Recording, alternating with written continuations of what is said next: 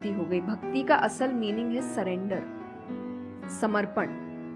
और समर्पण व्यक्ति कब करता है? जब पहला चीज विश्वास होता है कि वो जो भी करता है वो सही करता है।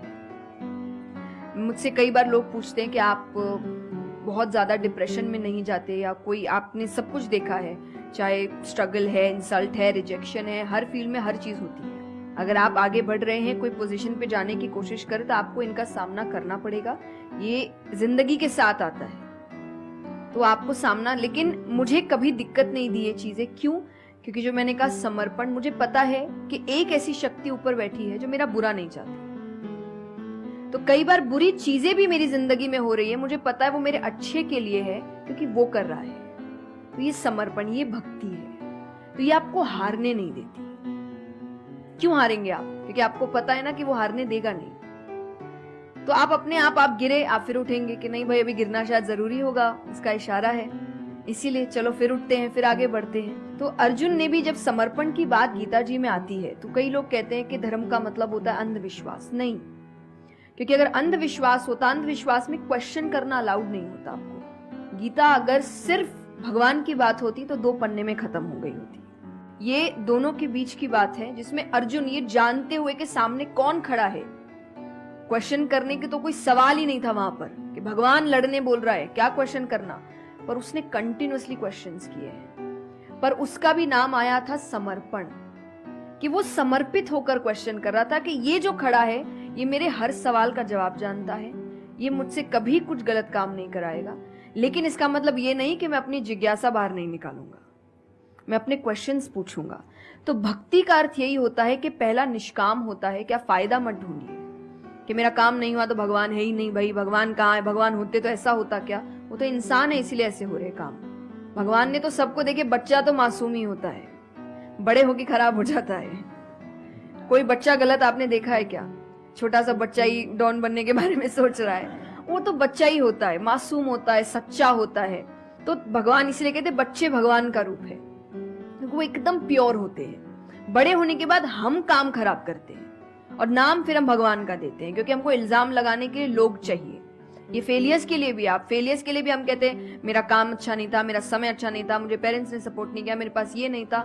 वरना अगर देखा जाए इन्हीं सिचुएशन में कई लोग हैं जो काम करके आगे बढ़ जाते हैं। तो करने वाला तो कर लेगा, नहीं करने वाला इल्जाम लगाएगा। तो वो इल्जाम अभी हमें ऐसे दिखता है एक ऐसा कोई है जो सामने तो खड़ा नहीं है, भगवान लगाओ इल्जाम।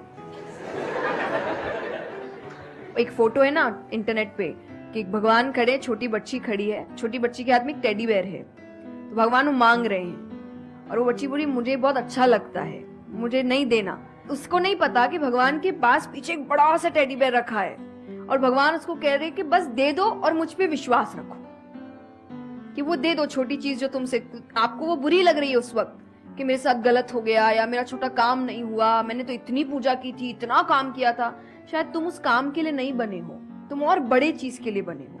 तो निष्काम क्या है कि आपकी भक्ति निष्काम है, स्वार्थ से नहीं बनी है, तो भक्ति आगे बढ़ेगी। दूसरा सरेंडर, कि मेरे हर सवाल का उत्तर सिर्फ उसके पास है। तो ये 2 चीजें भक्ति बनती, 2 चीजें जो भक्ति में। तीसरा हम जब करते हैं सत्संग, जो उन्होंने कहा सत्संग का एक सत्य के संग। तो सत्य कौन है? जब हम शास्त्रों में देखते हैं, सबसे पहला श्लोक जो श्रीमद् भागवत में आता है वो भगवान का स्वरूप बता रहा है। उसमें है सच्चिदानंद रूपाय। सच्चिदानंद का मतलब होता है 3 चीजें मिलकर बनती है, वो है सत, चित और आनंद। जो ये 3 चीजों को जीवन में समझ लेगा सही से, उसने भगवान को समझ लिया, क्योंकि भगवान का रूप ही सच्चिदानंद है। तो सबसे पहला है सच, जो कहा गया सच की राह पर चलो। जो हम ये एक्चुअली आपने एग्जैक्ट वर्ड उस वक्त बोले, मैं अपनी कथा में भी कहती हूँ कि आजकल हम इतनी छोटी छोटी बातों पे झूठ बोलते हैं कि हम किसी से मिलने जा रहे हैं और हम घर से भी नहीं निकले, अरे 5 मिनट, अरे सिग्नल पे खड़ा हूं, अरे बस पहुंच गया। अरे क्या हो गया? वो 2 बातें तो सुनाएगा ना सिर्फ कि तुम समय लेकर नहीं आए, पर हम इतनी इतनी सी बातों में झूठ बोल रहे हैं। ये हमें लगता है कि कोई बड़ी बात नहीं, पर ये बहुत बड़ी बात है कि आप इतना भी सच का सामना नहीं कर सकते, और फिर हमें लगता है कि हम लाइफ की जो प्रॉब्लम्स है उसका सामना कर लेंगे, खुद के सच का तो सामना कर नहीं पा रहे हैं। जिंदगी का सच सामने आएगा तब तो बैंड ही बज जाएगी पूरी, क्योंकि वो कठिन है।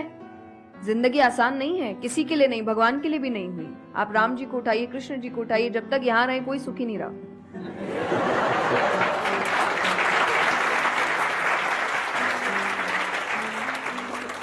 सुखी तो कोई नहीं रहा यहाँ पर। आपको सुख खुद ढूंढना पड़ता है, आपको अपना जीवन खुद निकालना पड़ता है अपने चॉइसेस को लेकर।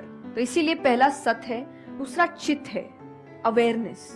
हम अवेयर नहीं है चीजों को लेकर, हम इग्नोर करते हैं। अवेयरनेस और इग्नोरेंस ये ऑपोजिट्स हो गए कि आप कोई भी चीज आपको समझ नहीं आ रही है, नहीं है। मैं अधिकतर नास्तिक लोगों को आप देखिए, उनको अगर पूछे ना भगवान को मानते हैं, तो उनके पास एग्जैक्ट रीजंस नहीं होते कि क्यों नहीं मानते। बस नहीं है, दिखा नहीं, मुझे नहीं दिखा तो नहीं है। तो तुम्हें तो बहुत चीजें नहीं दिख रही। मेरे पापा इस पर मैंने एक बार से क्वेश्चन किया था कि बोले तो पापा कैसे जवाब दे। तो पापा बोले उनको पूछना उन्होंने अपने परदादा को देखा था। देखा तो नहीं होगा।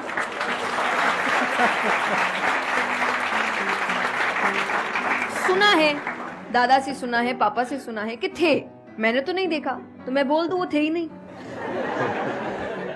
कुछ तो सच्चाई होगी, उसको ढूंढने की कोशिश करो। मैं धर्म के लिए हमेशा कहती हूं कि आपको ढूंढना पड़ेगा।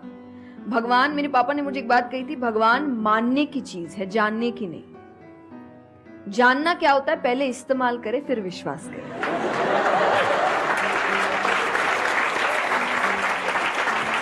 कि पहले देखेंगे है कि नहीं है, फिर बताएंगे। तो वो तो भगवान है, हो गए देख मैं भी घुमाता हूं। वो भगवान है भाई। उनको अगर आप बोलोगे कि मेरे सामने आ, मुझे दिखा तू है कि नहीं, तो बोलेंगे घूम, नहीं दिखाता, कभी नहीं हुई, नहीं जा। तो भगवान मानने की चीज है, मानो, वो अपने आप जना देंगे वो कहाँ है। तो भगवान के लिए माना गया कि पहले आपको मानना पड़ता है, दैट इज सरेंडर, कि मैं मानता हूं, मैं इसीलिए पढ़ रहा हूं। अधिकतर लोग अभी पढ़ क्यों रहे हैं, जान क्यों रहे, गलत साबित करने के लिए। और दुनिया के लिए भी, आप किसी भी चीज को जानने की कोशिश करो तो सिर्फ एक खाली दिमाग से जानने की कोशिश करो, अपने दिमाग से नहीं कि मुझे गलत साबित करना इसीलिए पढ़ता हूं चलो। तो फिर आपका दिमाग सीधा उस गलत बात पे ही जाएगा कि देखो मैंने तो बोला ही था गलत है। और उसके आसपास कितनी अच्छी बातें लिखी होगी आप देखेंगे नहीं, पर आपको जो बस साबित करना है, आप उस लोग सुनते भी आजकल इसीलिए है। मैं कथा में एक बात कहती कि उस आजकल कथा ही बची है सुनने वाली चीज, वरना आप कहीं भी दो लोगों को देखिए वो बोलेगा मैं बोलता हूँ, नहीं मैं बोलता हूँ, नहीं मैं बोलता हूँ। दुख देखिए किसी के, प्रॉब्लम्स को एक बोलता है मेरी जिंदगी अच्छी नहीं चल रही, अरे मेरी उससे भी खराब है। आप किसी से मदद भी कहाँ मांगेंगे कि वो एक दुख सुनाओ वो 4 सुनाता है, तो क्या ही मदद मांगे कि तो मेरे से दुखी है, तो मेरे से और 500 रुपए रख भाई। ये तो लोग हर वक्त कोई सुनना नहीं चाह रहा, और सुन भी रहे हैं तो इसीलिए कि ताकि बस मैं बोल सकूं, कि ये खत्म करे, बस जल्दी से चुप हो ताकि मैं बोलूं। तो ये बंद करिए। भगवान ने अर्जुन की पहले पूरी बात सुनी थी, एक बार भी बीच में इंटरप्ट नहीं किया, उसकी पूरी बात सुनी। क्यों? तभी वो आंसर ठीक से कर पाएंगे। अगर आप बीच में हर चीज में इंटरप्ट करेंगे, लोगों के ओपिनियंस में इंटरप्ट करेंगे, तो आप उनकी बात को नहीं समझ पाएंगे। जितना सुनेंगे उतना सीखेंगे, क्योंकि बोलोगे तो वही जो आता है, पर सुनोगे तो कई बार ऐसी चीजें पता चलेगी जो नहीं पता, जो नहीं आता है।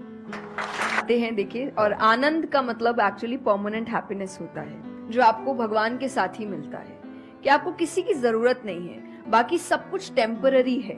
और टेम्पररी खुशियों के लिए भगवान ने अर्जुन को लड़ने के लिए इसलिए नहीं बोला था कि तेरे को राज्य मिल जाएगा, खुशी मिलेगी, पैसा मिल जाएगा, नहीं। एक परमानेंट हैप्पीनेस थी कि मैंने अपना काम अच्छे से किया, उसके लिए लड़ो। तो जो भी काम कर रहे हो परमानेंट क्या है उसमें वो देखो, और ये आपकी सक्सेस पे भी काम आता है। भगवान जैसे अब हम कहते हैं ना कि दुनिया में कुछ सच नहीं है, संसार सच नहीं, इसका मतलब क्या? छोड़ने के लिए नहीं। क्या आप पहली चीज, जब दुख आ रहा है तो डिप्रेशन में मत जाओ, क्योंकि आप जानते हो ये भी परमानेंट नहीं है, टेम्पररी है, कल फिर ठीक हो जाएगा। खुशी आ रही है तो घमंड मत करो, ये भी निकल जाएगा, ये पोजीशन भी ज्यादा समय तक रहेगी नहीं, तो उसको रखने के लिए काम करते रहो।